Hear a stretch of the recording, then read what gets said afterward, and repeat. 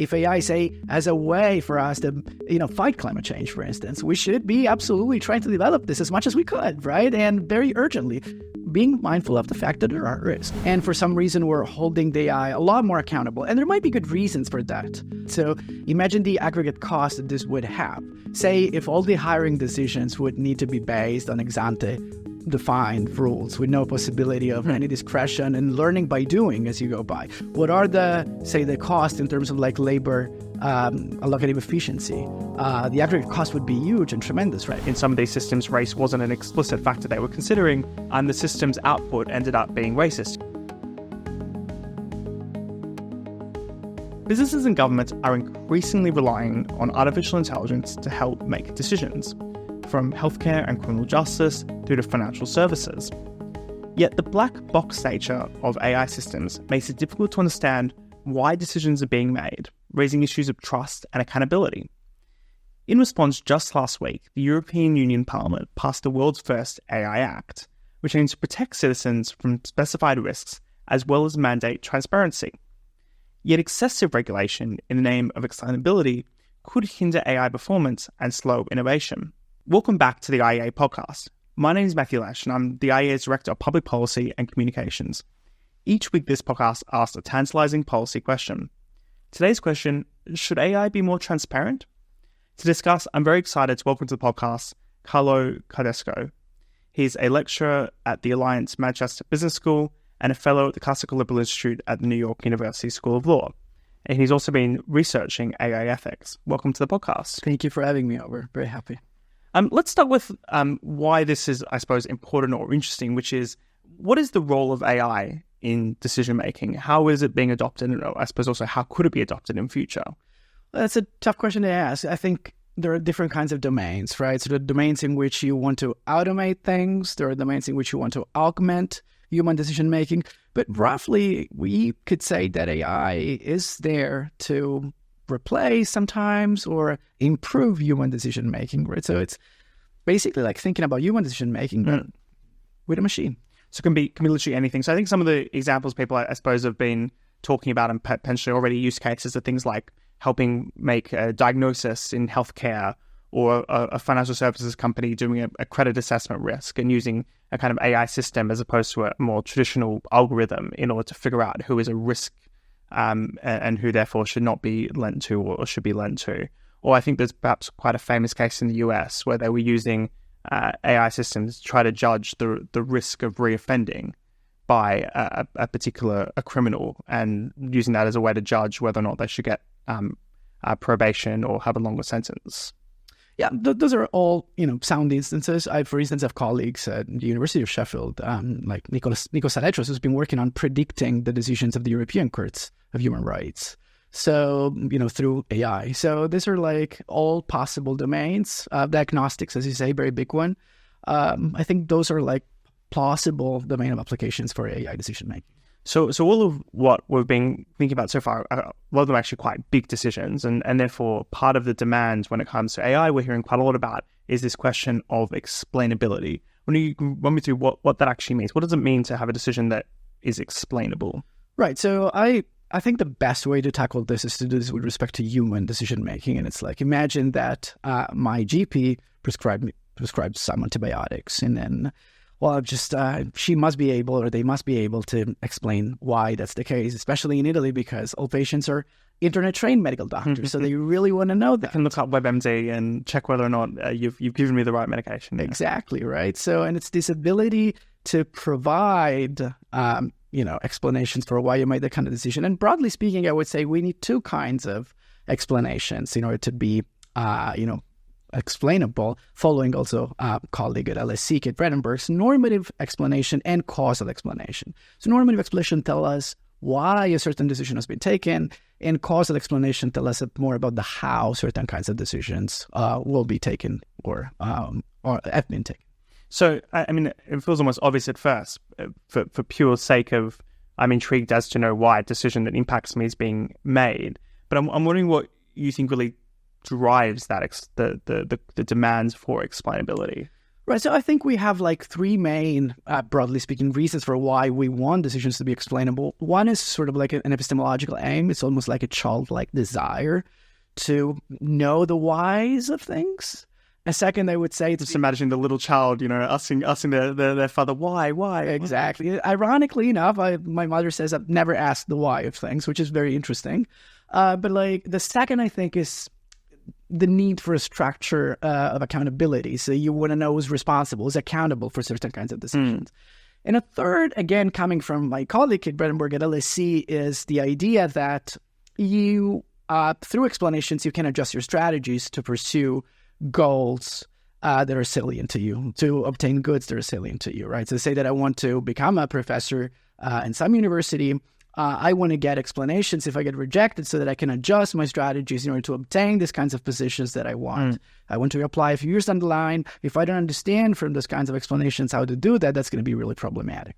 So there's a lot of reasons why we want explainability and why it may be justified, but is that always the case? Should all decisions be explainable? Right. So, or can they even be explainable, I suppose? Right. So I think part of the work that I've been doing is precisely on this, on whether explainability makes sense in all kinds of domains, right? And one of the sort of like examples that I have is that sometimes when I mark essays and say a student comes to me a few days after trying to ask for a kind of motivation, I find it really hard to provide exposed explanations which are reliable, because I feel like it's really hard to recollect. It's not like a mnemonic constraint. It's just that there are so many factors that are opaque to me in certain kinds of ways. And I'm not sure I can provide the kind of explanation that they would want to have. And I feel like this problem with explainability it's a feature of scenarios in which you don't want necessarily to stick with ex ante rules-based decision procedures. And you don't want to do this because you can learn as you go by in the process of making that particular kind of decision, right? So let me give you an example. Suppose that I had this criteria grid that was fully explainable, according to which I would mark my students' essays, right? And then at some point, it leaves zero discretion to the decision maker, right? So I'm just, almost like formulaic in assigning grades. And then what happens is that I read this essay and I'm like, wow, this is brilliant. But then I look back at the criteria grid and I'm like, oh, if I have to stick with these rules, I cannot give this essay a first. I think maybe an example now is, let's say, it has lots of typos, lots of spelling mistakes. It's a brilliant essay, but part of the criteria, 25%, is it has to have well-constructed and well-spelt sentences. Right, what I'm saying is that there must be some situations in which I read something in an essay that I could have not anticipated. And so I read this essay, this is absolutely brilliant. I had not accounted for this. I'm learning as I mark that there are different kinds of ways in which an essay could be good or bad. And now I want a new rule, essentially. And so I don't want to stick with the previous rule because by intuition, I know that this essay is great, deserves a first. If I stick to the previous criteria grid, that doesn't work very much. So I want the flexibility to change those rules. But in the moment in which I change the rules, I become less explainable because this is, again, ex post rationalization of the decision that I've made, that it's not necessarily super accountable. So there would almost be a psychological element here, of course, that we presume to be able to explain the decisions we make, but in fact, all we ever do is make something by instinct, by emotion, and then we only ever are able to ex post explain the decision we've made. We never actually we are not rational in the purest sense. We're driven by emotions, and then we're good at rationalizing, or some would even say motivated reasoning. So you can ask me why I did something, but I'm never going to be able to give you a true answer, even if I. In a sense it's true, which is I can verbalize it and I think it's true. It might not be really what motivated me, which might have been some kind of emotional tick or some kind of instinct over any kind of rational reason why I've just made that decision. Right. That's exactly what I'm saying, right? So there are so many components to a decision that you make, even when you mark, right? It could be that the weather plays a role. It could be that your mood plays a role. And it's always really hard. So when there is this kind of like discretion and these degrees of freedom, the decision that you make is really hard to account for all these factors and their relative weight. And so explanations are kind of problematic. But what I wanted to stress is that sometimes being fully explainable, so sticking to these ex ante rules if you can, if you're allowed to, it's even undesirable because basically it has a cost. It has the cost of making you make suboptimal choices. And this is kind of like a big thing. So I suppose the first answer is there may be a cost to having to excessively follow a rubric, But for a lot of decisions we make, we actually might want someone to follow a rubric. And even think of the marking case, I don't necessarily, if things are, let's say I'm worried about some kind of discrimination, sex or race or gender or whatever else it may be. I'm worried that the person who's marking me might discriminate on some other, completely unrelated, unjustified basis and discriminate against me. Then exactly what I want is a rubric. I want a clear justification for the decision they're making. Now, maybe they can manipulate that rubric and there's still some discretion there, but at least I want that rubric to exist.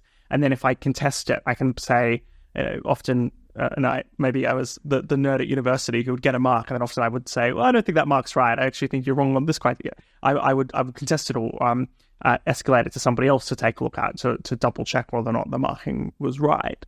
And usually successfully, you could get a few marks up just because they felt sorry for you if you've done that.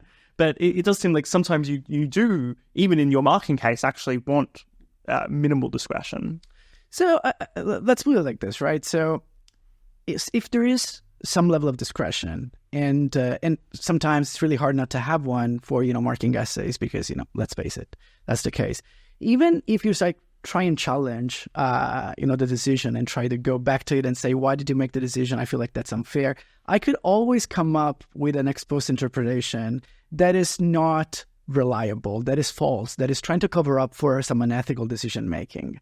And of course, the rubric gives you some ground to challenge the decision, but I could always come up with some interpretation that, fits back to the criteria grid. And so in that sense, these explanations are not enforceable.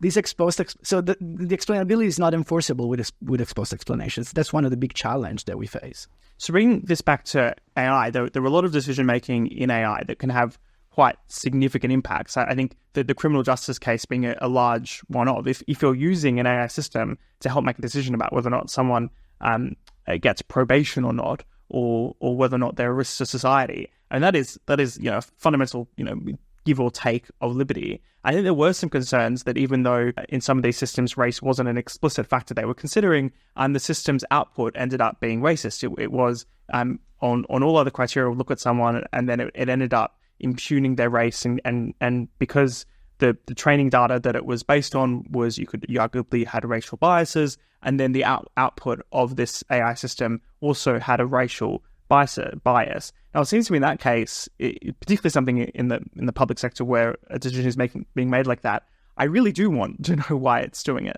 I agree with you, right? So in my work, I don't tackle bias because I'm just trying to figure out what's the normative relevance of explainability in a silo.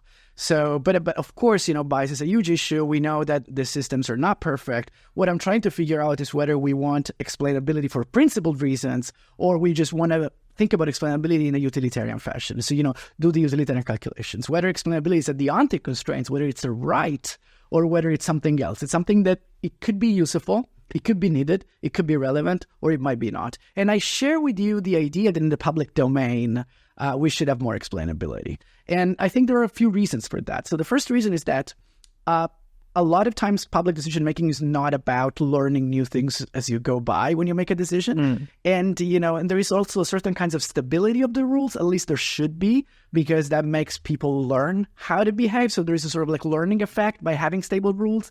And there you really want to stick with ex-ante rules-based decision procedures, right? That's much better because these learning effects probably have generate a good overall outcome, right? The second is that there is always a risk that something goes wrong systemically with AI decision-making, and that's particularly relevant when you have a monopoly over a particular domain. And the state has a monopoly over a particular... So there is no contestability. There are not 10 decision makers. There are not 10 companies hiring and using different kinds of, algorithms to hire people. There is one big, gigantic state making decisions for all of us. And if it goes wrong, it goes wrong dramatically.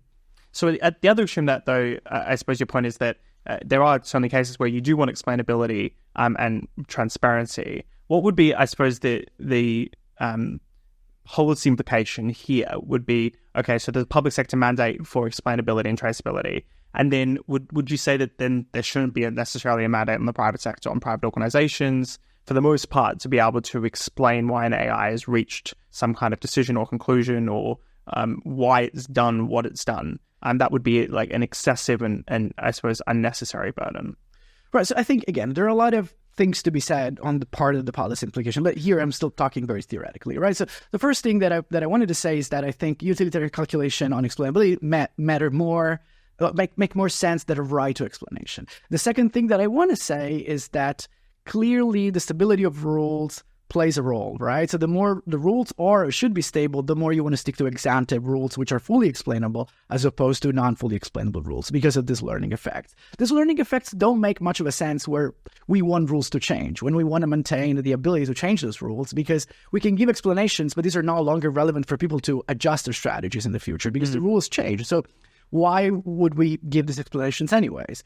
The third element that I think basically allows us to distinguish between public and private decision-making is contestability once again. So it's this idea that the state has monopoly over its domains, or maybe a lot of its domain, not all of its domains. And so we want more explainability because if something goes wrong, it could go dramatically wrong. Whereas, a corporate environment tendentially needs to be in a kind of like competitive system, which basically creates less risk of systemic problems and ruins. So that's why I would say we should probably hold accountable the state more in terms of explainability compared to the corporate environment. I wonder if there's also kind of in-between cases here. So one that comes to mind in that context is the example I was using towards the start about financial services and credit worthiness, or this question of whether or not, let's say, you can start up a bank account. So in the first instance, there is a lot of competition between banks. One bank refuses you for a credit card or to give you a bank account, you can go to another bank. But there's also at the same time, there's a lot of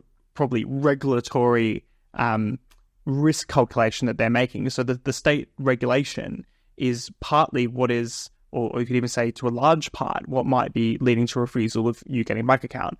Perhaps the best kind of known recent case of this is when it comes to politically exposed persons, where bank after bank after bank decides that they don't want to take the risk because there's additional regulation and checks if you're marked in a database as a politically exposed person. Now, under the kind of existing rules, there is no legal mandate for a bank to tell me why they refuse to give me a bank account. But it seems to me if they're doing it because of regulation and everyone is doing the same because of more or less the same regulation, they've marked you out as too high risk.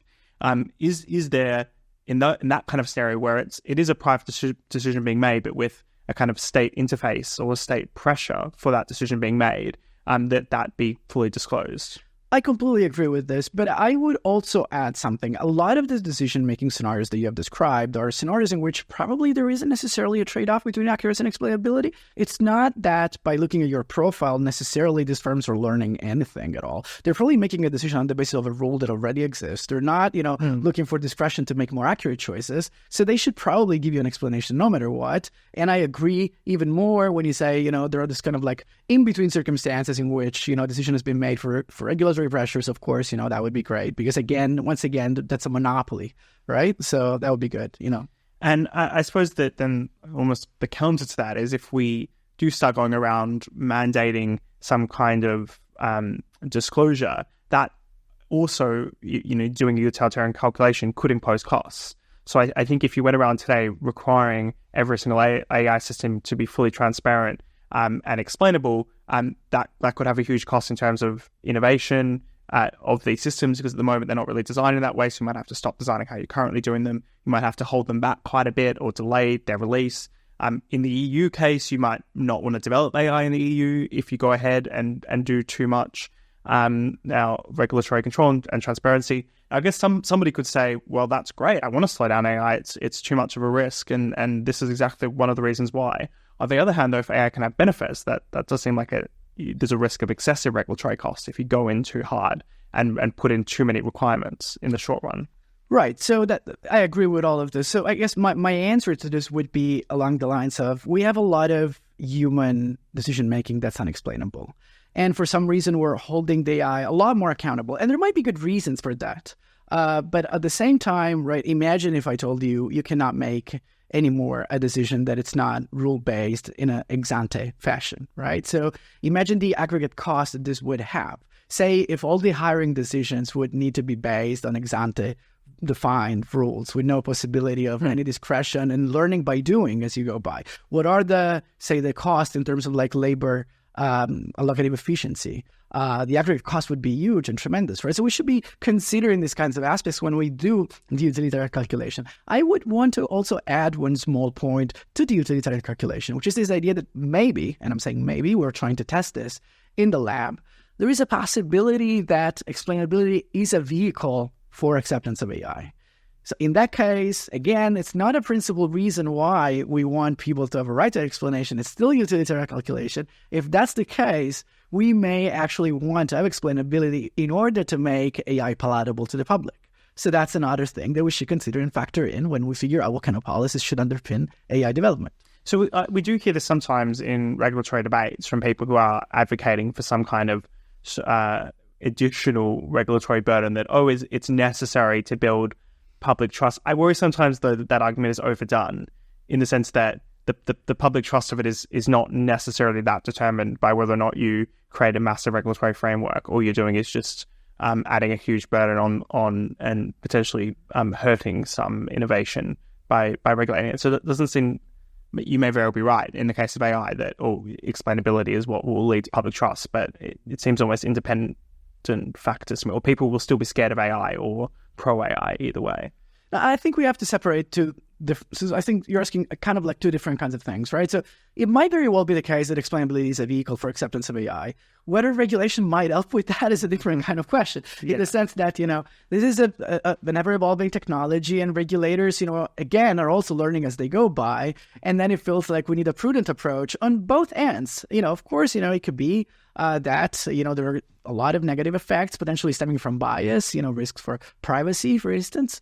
My colleague Carissa Veliz at the University of Oxford works precisely on the risks for privacy of artificial intelligence. And, there might be existential risks. So we want to be cautious in this particular respect. But we need to be mindful of the fact that there are costs in regulating. And we just want to be careful in making sure that we're not constraining this development too much and saying, I'm content with the kind of life that I lead, so why do we want to get into this mess and things like that? Well, it's a very privileged standpoint, right? So a lot of people are suffering in the world, and AI could potentially help us alleviate a lot of the suffering in different kinds of ways, right? So we need to abandon this sort of like privileged standpoint and say, if there are like huge potential benefits, then we should do whatever we can to alleviate the suffering. If AI, say, as a way for us to, fight climate change, for instance, we should be absolutely trying to develop this as much as we could, right? And very urgently, being mindful of the fact that there are risks. Everything should enter this sort of like utilitarian calculation. Yeah, I mean, there are other kind of huge